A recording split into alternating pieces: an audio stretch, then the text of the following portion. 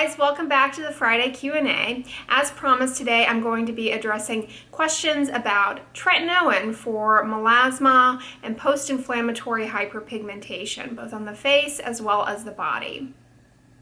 And if you're new here, welcome. My name is Andrea. I'm a dermatologist. I film fun day in the life vlogs, as well as fun recipe videos.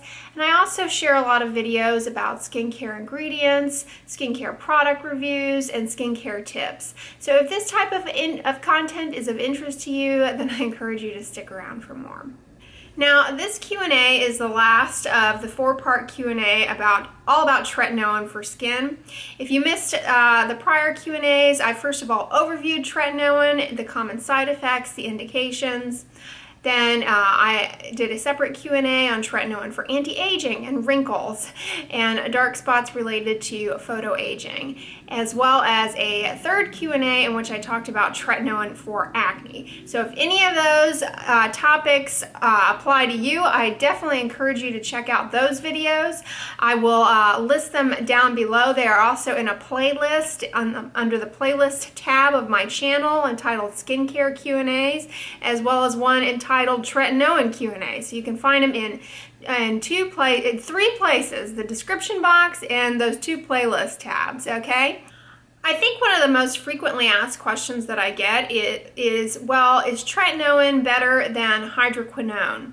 If you're not familiar with hydroquinone, 4% prescription cream is considered the gold standard. And I underscore prescription cream, okay? Because I caution you against buying hydroquinone from unknown internet sources, as there have been many reports of these actually containing very dangerously high levels of hydroquinone, as well as super potent steroids that can have negative consequences on the face. And these ingredients are not necessarily disclosed in many of these whitening bleaching creams that are purchased from online sites and without a prescription. So I discourage you from doing that. But everyone wants to know, is tretinoin better or safer or more effective than hydroquinone? Well, hydroquinone is very well studied for both melasma and post-inflammatory hyperpigmentation. It functions by inhibiting the enzymes that drive pigment production in the skin, and so it can essentially have a bleaching effect for those dark spots of both melasma as well as post-inflammatory hyperpigmentation.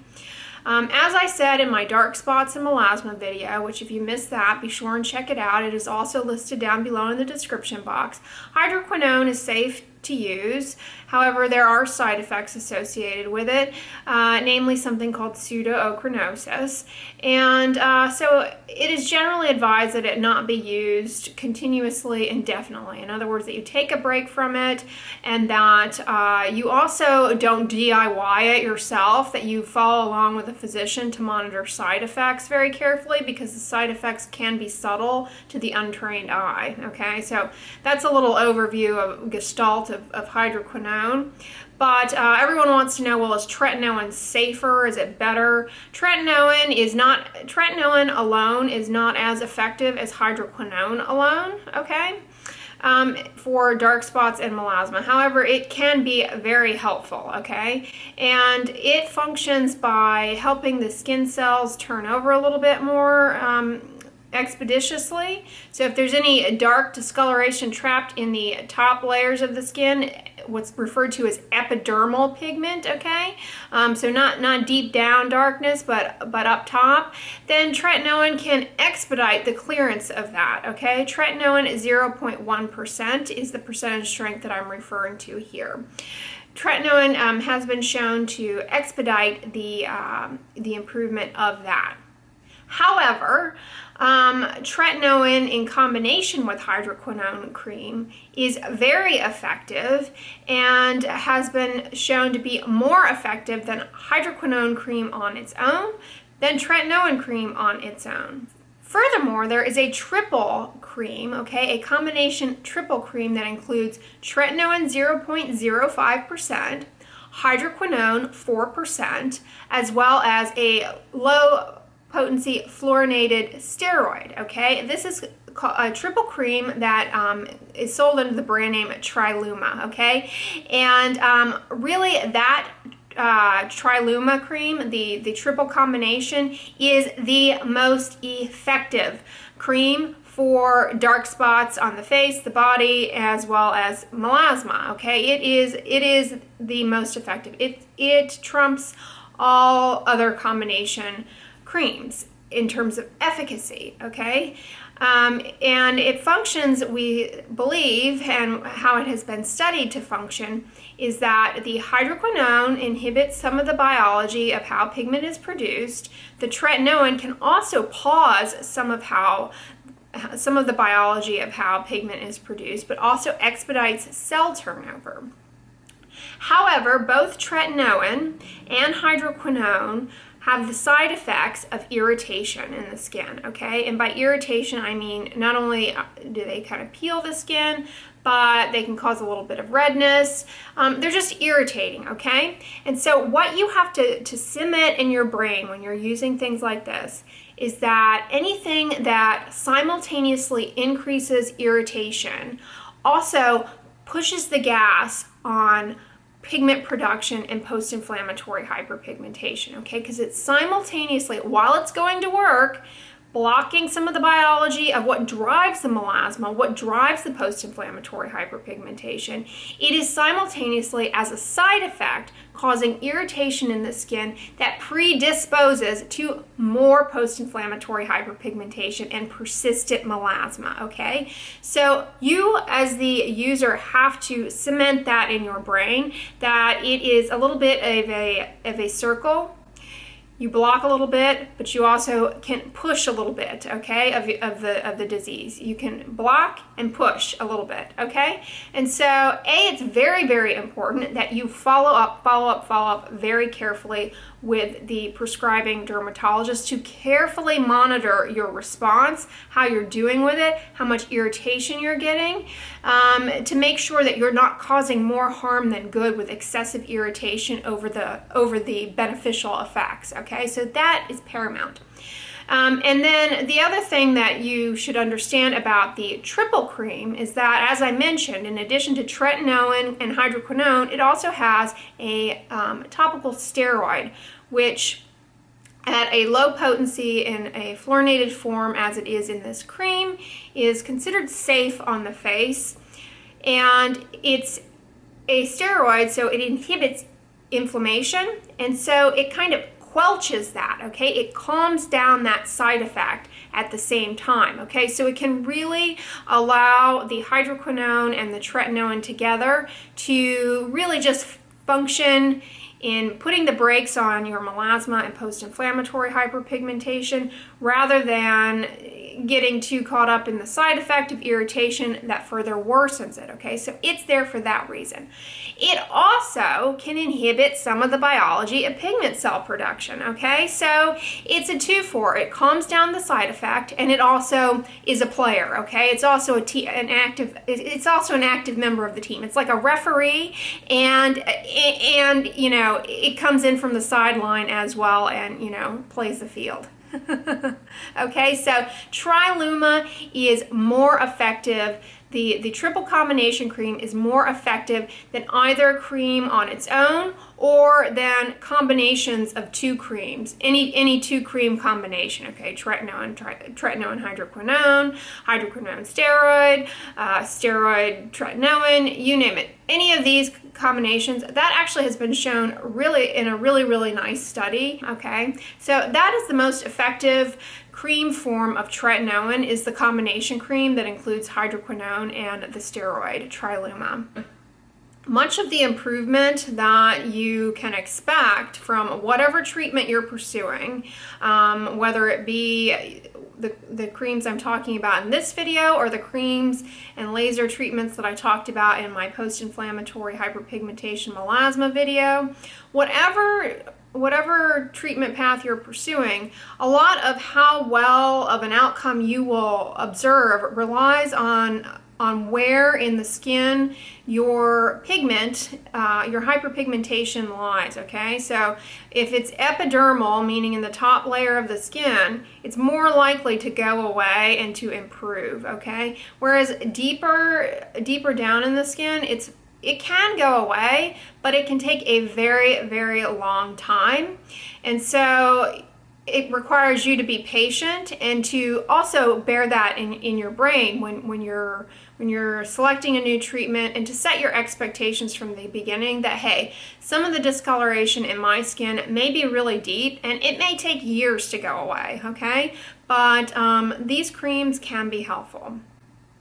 The other thing that is absolutely paramount for you, the sufferer of either melasma and or post-inflammatory hyperpigmentation dark spots, to really wedge yourself to and commit to is the critical role of sun protection and protection from visible light, okay? Both melasma and post-inflammatory hyperpigmentation can be caused by UV and excessive visible light, as well as driven by and made persistent by UV and visible light, okay? Sun protection and wearing sunscreen, broad spectrum sunscreen, has been shown to result in, wearing sunscreen alone, has been shown to result in a more rapid improvement of melasma and post-inflammatory hyperpigmentation than doing nothing, okay? Wearing aggressive sun protection has been shown to enhance the clearance of and the response to any prescription treatment pursued, okay? So what I'm telling you is that if you are not militant about your sun protection and about putting sunscreen on and wearing a broad-brimmed hat, and I mean putting sunscreen on every 2 hours while you're outdoors and periodically throughout the day, every day, regardless of the weather, regardless of if you've decided, hey, today I'm going to spend my day inside the closet with no lights on in the dark, you know, just to see if my melasma improves. No, okay? It is a behavior that you've got to get on board with today, right now, okay? Not only for the prognosis of your melasma and post-inflammatory hyperpigmentation, but ultraviolet light is damaging to the skin and can set the stage for skin cancers. What I mean by broad spectrum sunscreen, I mean one that says on the label broad spectrum UVA and UVB. That'll get you ultraviolet light coverage. And ultraviolet light is the light that comes from the sun that you don't see with your eyes, okay? It's not like visible light. It's not like colors that you see. So you don't necessarily feel it or perceive it in your brain, okay? But it is there. So long as it's daylight out, it is there to some extent. Yes, it's there less on days that are cloudy and dark and gray, but it's still there. If it's daylight out, you know, ultraviolet light ultimately is affecting you. It can penetrate through the windows, particularly the ultraviolet light that penetrates the skin very deeply and really puts the gas on pigment cell biology. That is, you know, that is present so long as daylight is occurring, okay? That comes from the sun and will not be perceived by your brain.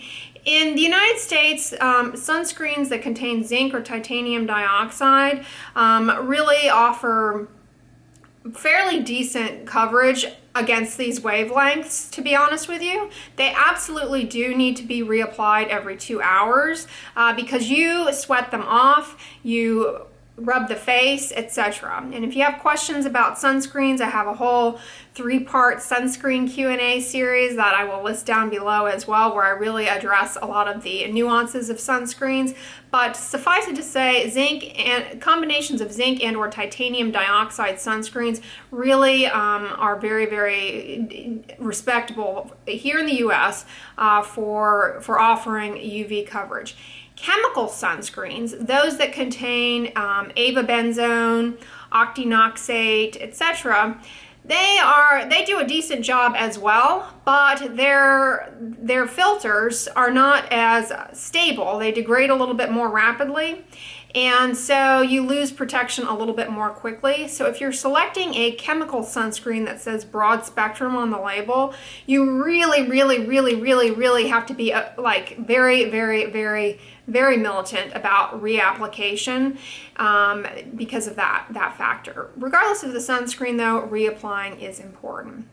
Now, unfortunately, while I said that zinc and or titanium dioxide sunscreens offer good protection against those wavelengths and are really what is advocated for people of color, they tend to be a little tough to hack, okay? I mean, even for the fairest skin type, I think they're just unpleasant, okay? I mean, the titanium dioxide in particular within these sunscreens gives a white film, okay? And I mean, what's worse, having dark stains on your face or having a white face of sunscreen, you know? I mean, nobody wants either thing, okay? I mean, these are not things you can go out and about in the world with and feel super confident about, okay? So what to do, all right?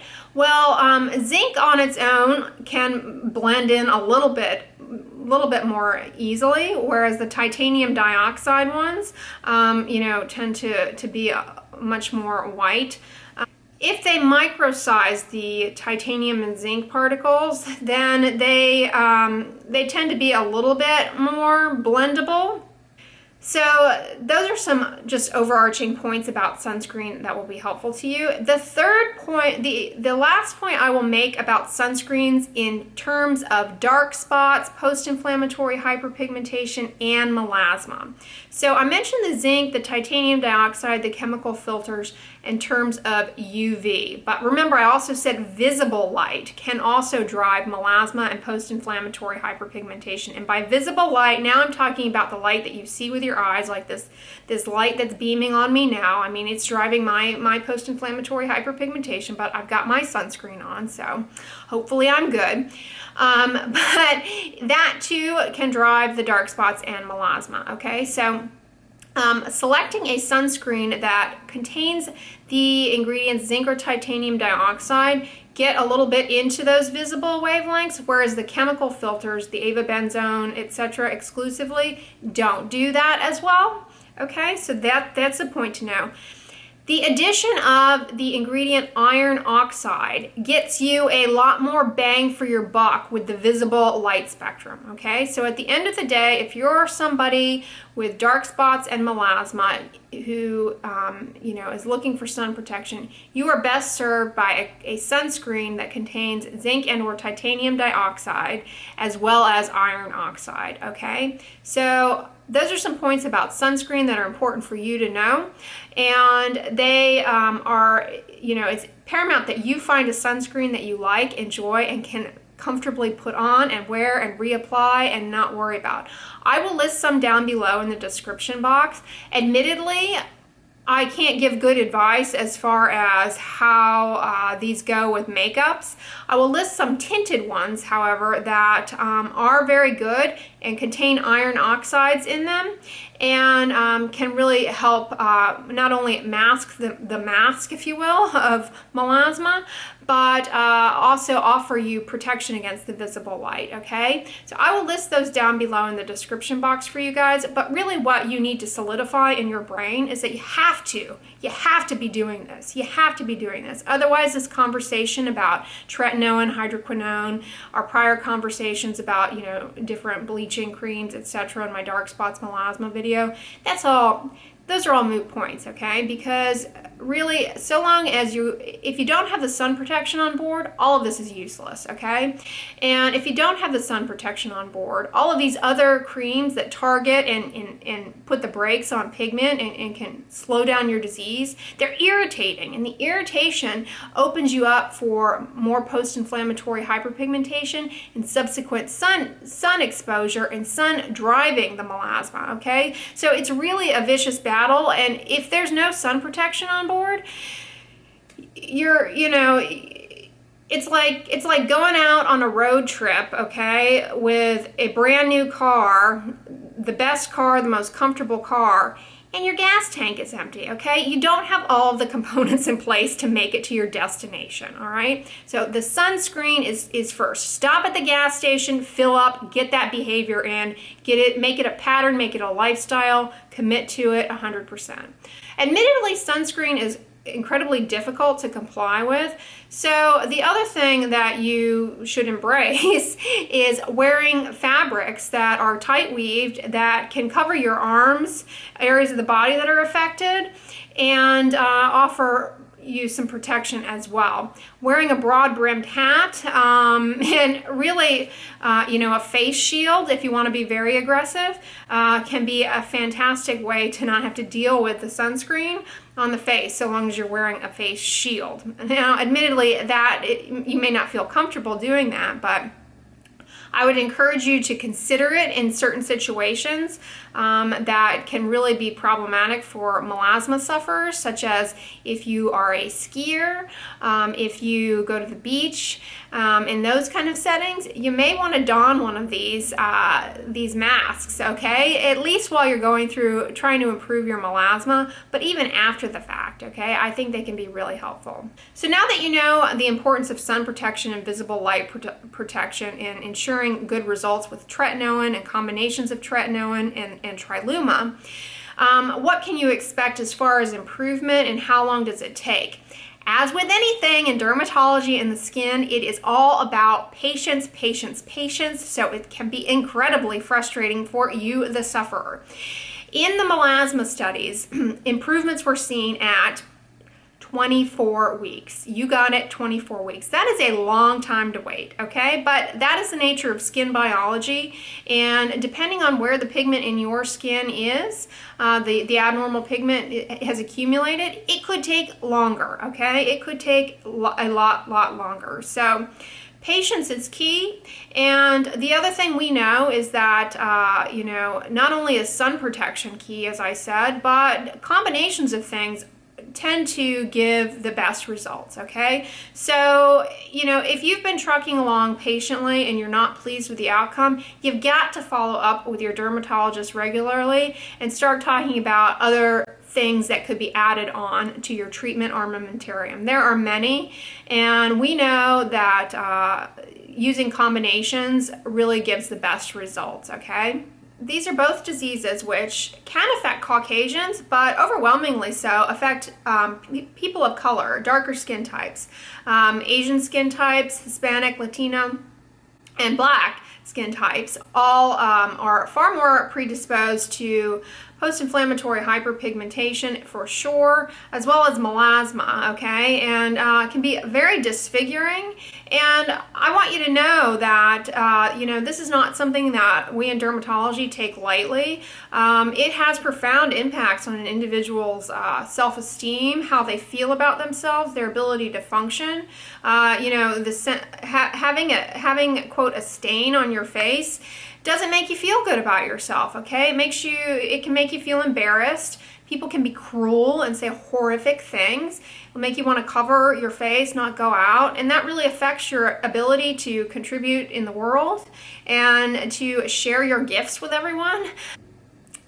Anyways, guys, I hope you enjoyed the tretinoin series. That is going to conclude it today. I would ask if you could share below a sunscreen that you're using that you like, particularly if you're a skin type, particularly if you're a darker skin type, what your favorite sunscreen is, or the one that works well and blends in well for your skin. I really would love to know. It's important to me to know as much as possible so I can better advise you. As I said, I'll list in the description box below some sunscreens that I happen to know are very good and I think are very helpful and well tolerated, so check those out. If you like this video, give it a thumbs up, share it with your friends, and as always, don't forget, sunscreen and subscribe. I'll talk to you guys in my next Q&A. Bye!